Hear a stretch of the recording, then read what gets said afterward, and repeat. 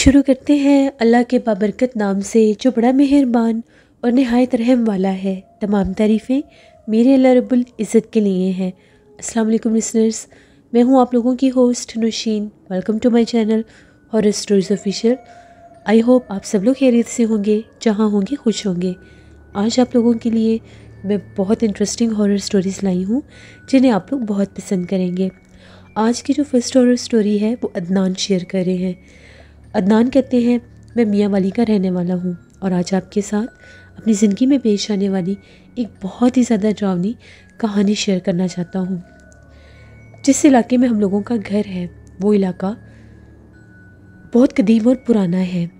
کہا یہ جا سکتا ہے کہ وہ علاقہ پہلے وہ جگہ بالکل سنسان ہوتی تھی، وہ گزرنے کے ساتھ ساتھ وہاں پر گھر بنتے گئے اور آبادیاں آباد ہو گئیں۔ ہم لوگوں کے علاقے کی طرف جو سڑک جاتی ہے وہ ایک قبرستان کے اندر سے ہو کر جاتی ہے، یعنی سڑک اگر آدھی ختم ہو جائے تو آگے سے قبرستان کا حصہ شروع ہو جاتا ہے اور قبرستان کو کراس کر کے ہی ہم لوگوں کا علاقہ شروع ہوتا ہے۔ ایک دفعہ ایسا ہوا، میں اپنے کام سے واپس آ رہا تھا۔ سخت سردی کا موسم تھا اور آج دھند بھی بہت زیادہ تھی۔ جیسے ہی میں قبرستان والی سڑک پر آیا، میں پیدل آ رہا تھا اور میں نے گرم چادر اوڑھی ہوئی تھی۔ دور دور تک سناٹا تھا۔ دور فضا میں کتوں کے بھونکنے کی آوازیں سنائی دے رہی تھیں جو ماحول کو بہت ہی زیادہ پرسرار بنا رہی تھیں۔ ابھی جیسے جہاں سے قبرستان شروع ہوا میں وہاں سے چل رہا تھا تو مجھے ایسی آواز آئی جس طرح سے کوئی کچھ پڑھ رہا ہوتا ہے۔ مجھے جب کسی کے کچھ پڑھنے کی آواز آئی تو میں نے ٹائم دیکھا۔ میں نے کہا اس ٹائم والا قبرستان میں کون کچھ پڑھ سکتا ہے۔ میں نے پیچھے پلٹ کر دیکھا تو جہاں سے قبرستان شروع ہوتا تھا وہاں پر ایک بیری کا درخت ہوتا تھا۔ اس درخت کے پاس میں نے کسی کو سفید لباس میں کھڑے دیکھا۔ وہ درخت کے پاس کھڑا ہو کر درخت کی طرف منہ کر کے کچھ پڑھ رہا تھا۔ وہ کیا پڑھ رہا تھا مجھے سمجھ میں نہیں آ رہا تھا۔ اگر قرآن پاک کی کچھ آیات ہوتی یا قرآن پاک ہوتا تو میں سمجھ جاتا کہ یہ عربی ہے، لیکن وہ تو کچھ اور ہی زبان تھی۔ میں نے پیچھے پلٹ کر دیکھا، وہ آوازیں آتی ہی جا رہی تھیں۔ تو مجھے ذرا تجسس ہوا اور میں نے کہا کہ کون ہے وہاں پر اور آپ اس درخت کے پاس کیا پڑھ رہے ہیں؟ وہ پھر بھی پڑھتا ہی جا رہا تھا۔ مرد تھا یا عورت مجھے سمجھ نہیں آ رہی تھی کیونکہ اس طرف اتنی روشنی نہیں تھی۔ اسٹریٹ لائٹس جو تھیں وہ صرف سڑک کے شروع میں ہی لگی ہوتی تھیں، باقی دور جو گھروں سے روشنی آ رہی ہوتی تھی وہی ہوتی تھی۔ قبرستان والی سڑک کے اوپر کوئی لائٹ بھی نہیں تھی۔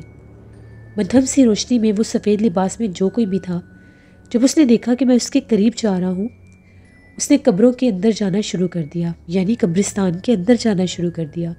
میرے دیکھتے ہی دیکھتے وہ اتنی تیزی سے کوئی چل رہا تھا وہ قبرستان کی دیوار کے پاس پہنچ گیا اور ایک دم میری آنکھوں سے اجل ہو گیا۔ مجھے بڑا تعجب ہوا کہ یہ کیا ماجرا ہے، کہیں یہاں پر کوئی جادو ٹونے کا کام تو نہیں ہو رہا۔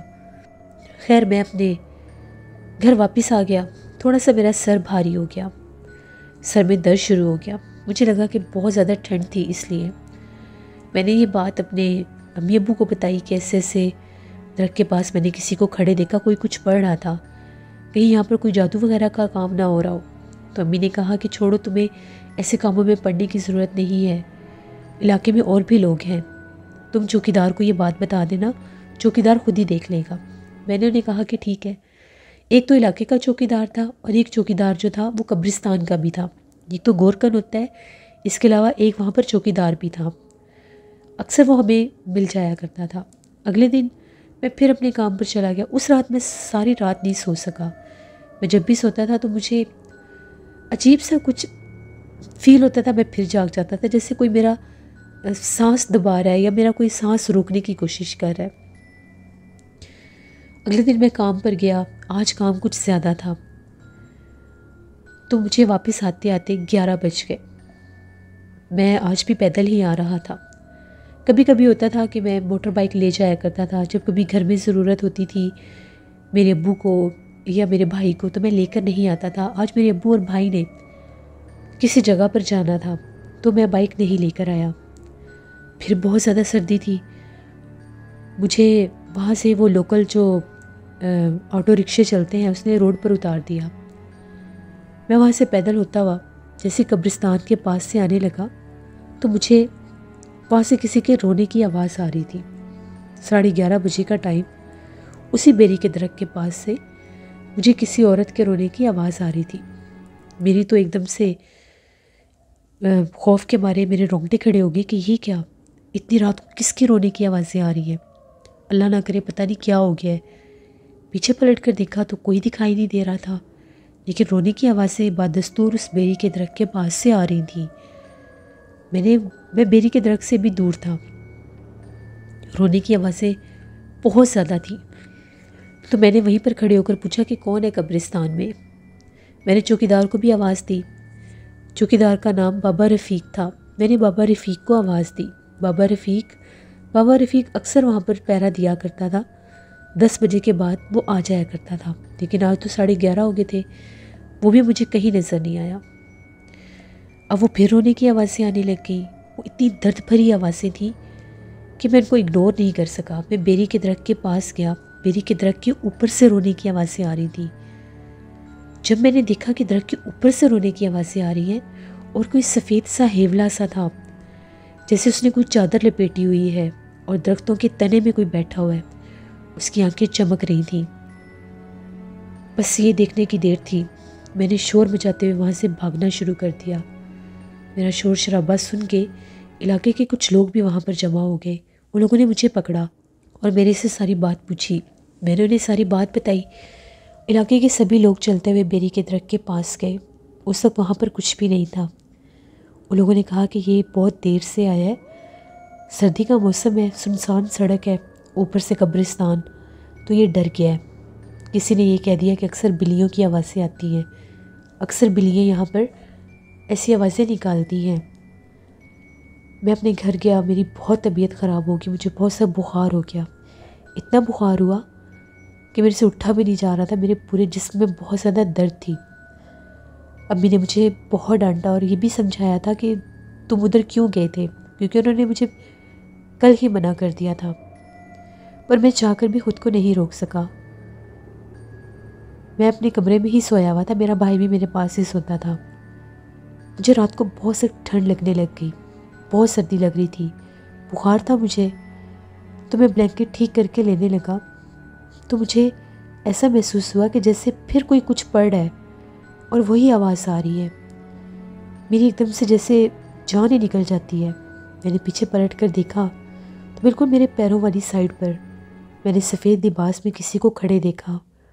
وہ بہت بھیانک تھی، مرد تھا یا عورت مجھے نہیں پتا، کیونکہ سر سے گنجا تھا جو کوئی بھی تھا۔ آنکھیں بہت بڑی بڑی اور سفید تھیں، ناک والی جگہ پر بہت بڑا سوراخ تھا۔ بس اس کو دیکھنے کی دیر تھی، میں نے چیخنا شروع کر دیا۔ خود بخود ہی میرے اندر طاقت آ گئی، میں اتنا چیخا کہ سب آ گئے۔ میں نے انہیں بتایا کہ یہاں پر ابھی کوئی کھڑا تھا۔ جب وہ میرے کمرے میں آئے تو میرے کمرے میں اتنی عجیب و غریب اسمیل آ رہی تھی کہ ان کو سمجھ میں ہی نہیں آ رہا تھا کہ پتہ نہیں کس چیز کی اسمیل ہے۔ وہ عجیب سی اسمیل تھی، اسے ہم خوشبو نہیں کہہ سکتے، وہ کوئی ایسی اسمیل تھی جیسے جس طرح سے کوئی چیز جلتی ہے اور اسمیل آتی ہے۔ کچن میں جا کر دیکھا، ہر جگہ دیکھا، کہیں کچھ ایسا نہیں تھا۔ امی نے ابو سے یہ کہا کہ یہ بہت زیادہ ڈر گیا اس بیری والے درخت کے پاس سے، اس کو کوئی دم وغیرہ کروانا پڑے گا۔ رات بھر میرے پیرنٹس میرے پاس ہی رہے، مجھے بہت سا بخار تھا، میرے پہ بے ہوشی طاری ہوگی۔ صبح میرے ابو ایک عامل تھے، بزرگ تھے، ان کو لے کر آئے۔ وہ آئے، انہوں نے پڑھائی کی، مجھے دم کیا تو مجھے کچھ ہوش آیا۔ میری آنکھوں میں بہت پانی تھا، آنکھیں میری ریڈ ہو گئی تھیں۔ ان بزرگوں کا یہ کہنا تھا کہ یہ جو بیری والا درخت ہے یہ آسیب زدہ ہے، یہاں پر جنات کا بسیرا ہے، اور کچھ جنات ایسے ہوتے ہیں جو کچھ انسانوں کو اپنا بنانے کے لیے، ان پر اپنا قبضہ کرنے کے لیے ان پر جادو کرتے ہیں۔ اس کے اوپر بھی اس بیری والے درخت کے جنات نے جادو شروع کر دیا ہے۔ پہلی رات وہ وہاں پر کھڑے ہو کر جادو ہی کر رہے تھے، یہ وہاں سے گزرا، یہ مخاطب ہو گیا تو لوگوں نے اس کو جکڑ لیا۔ اگلی رات وہ رو رو کر اس کو بلا رہے تھے کہ یہ ہمارے پاس آئے، اور تیسری رات وہ اس کے پاس خود آ گئے اس کے اوپر وہ جادو کرنے کے لیے۔ میں بہت ڈر گیا۔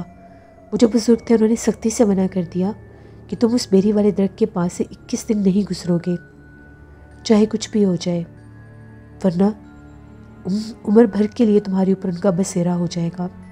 انہوں نے مجھے ایک تعویذ دیا اور یہ کہا کہ یہ تعویذ تم نے اپنی کلائی پر باندھنا ہے، جو مرضی کچھ ہو جائے اس تعویذ کو اتارنا نہیں ہے۔ اگر یہ تعویذ اترتا گیا تو وہ جنات تم پر حملہ کرنے کی کوشش کریں گے۔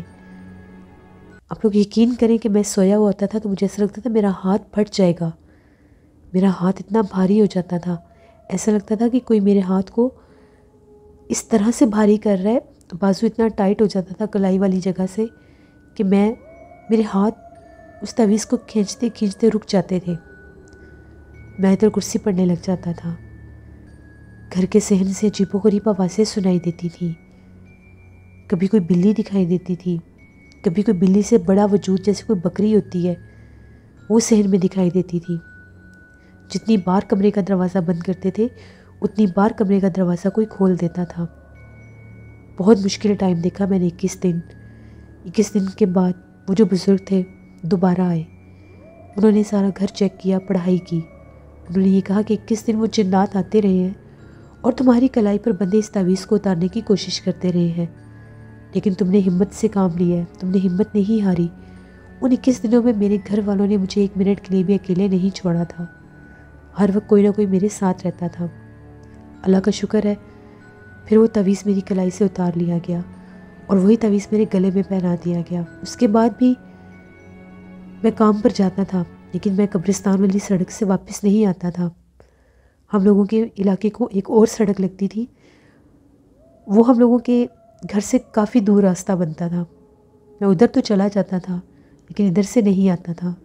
بہت سے لوگوں نے پھر بعد میں شکایات کی کہ بیری والے درخت کے پاس سے شام کے وقت پتھر مارتا ہے کوئی، کبھی وہاں پر سفید رنگ کی بکری کھڑی نظر آتی ہے، کبھی درخت کے اوپر سے کسی کے بولنے کی آوازیں آتی ہیں۔ چوکیدار بھی کہتا تھا کہ درخت کے اوپر سے مجھے باقاعدہ باتیں کرنے کی آوازیں آتی ہیں۔ ڈر کے مارے پھر رات کے وقت اس سڑک سے کوئی نہیں گزرتا تھا، سبھی لوگوں نے دوسرا راستہ اپنا لیا تھا، میرا حال سب کے سامنے تھا۔ ہم لوگ اس گھر میں تقریباً 5 سال رہے، اس کے بعد ہم لوگوں نے وہ محلہ وہ علاقہ ہی چھوڑ دیا۔ یہ میری زندگی کی ایک کہانی تھی جو میں نے آپ کے ساتھ شیئر کی۔ بہت شکریہ عدنان آپ کا۔ جس طرح یہ تھی آج کی خوفناک کہانی، اپنا فیڈ بیک مجھے ضرور دیں، آپ لوگوں کو کیسی لگی۔ آپ لوگ بھی اپنی ہارر سٹوریز شیئر کر سکتے ہیں ڈسکرپشن باکس میں دیے گئے ای میل آئی ڈی nusheer57@gmail.com پر۔ اس کے علاوہ آپ لوگ مجھے کمنٹ باکس میں بھی سٹوری شیئر کر سکتے ہیں۔ انشاءاللہ کل آپ لوگوں کے ساتھ پھر ملاقات ہوگی کسی نئی خوفناک کہانی میں۔ اپنا بہت سا خیال رکھیے گا۔ Thank you for watching, stay blessed, اللہ نگہبان۔